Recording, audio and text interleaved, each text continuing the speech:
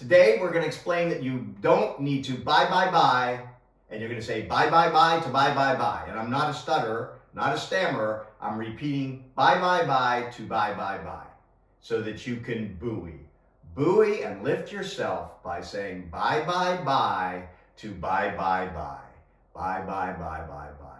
Funny story. Reading an article, Washington Post, keep mentioning it because they deserve the credit and you should read it, about saying bye to buy. And there's many things they talk about. Cold turkey, not a bad idea if you have a lot of stuff. Take everything, put it in the middle, I have an idea. Post.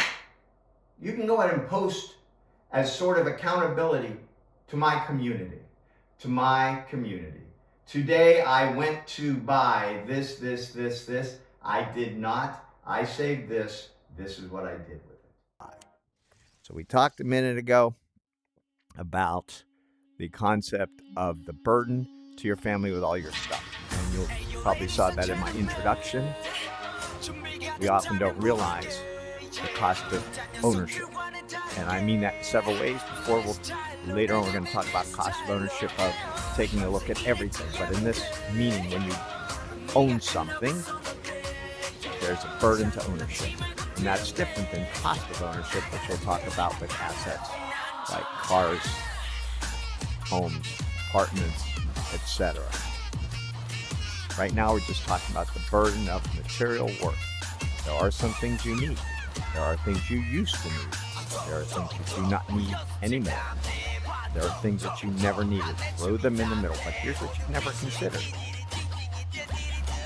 The plan today to thrive tomorrow, that includes your best of use of your time and how much time do you waste moving stuff around, reorganizing, relocating. Most importantly, let's talk about plan today, thrive tomorrow. What things do you have sitting there that have money that could be in the bank, money that could be towards bills, money that could be towards retirement? But there's a whole new viewpoint. Are you burdening future you with managing, owning, organizing, and getting rid of stuff you don't need now? But most importantly, as you saw in my intro, most likely, what happens when the unthinkable happens? The unthinkable is unavoidable. What happens when the unthinkable is the unavoidable and you put a burden on the people you love most, thinking you are helping them? So, we need to rewire ourselves when it comes to stuff. Rewire ourselves when it comes to leaving quote-unquote stuff. It's a mental burden on those you love. It can be a financial burden on those you love. It is a burden on future you. It is a burden on current you. You need to rewire. Stuff has to be moved.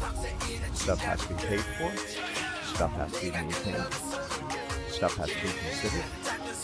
Stuff has to be evaluated constantly. Stuff has to weigh in your mind. Was it justified? Is it regret that I need this? So, I don't mean to get too deeply philosophical. It's more about planning today, thrive tomorrow, and rewiring yourself to recognize that you have more than enough that are not your 50, 30, 20. What if you could make it 50-50 for a month? Necessities and the rest is savings. You eat, you exercise, you have a shelter, you have transportation, and the rest is for future you. You thought of that? Think of it. P-O-Y. Buoy. Best use of your heart, money, emotion, time.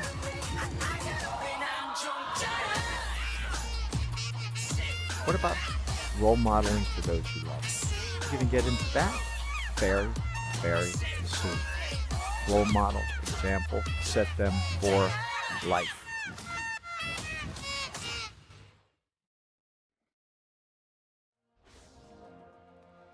What is the best use of your time, money, emotion, love? I think we know it's not material stuff that Instagram thinks will make you happy. It's not stuff that other people say will make you happy.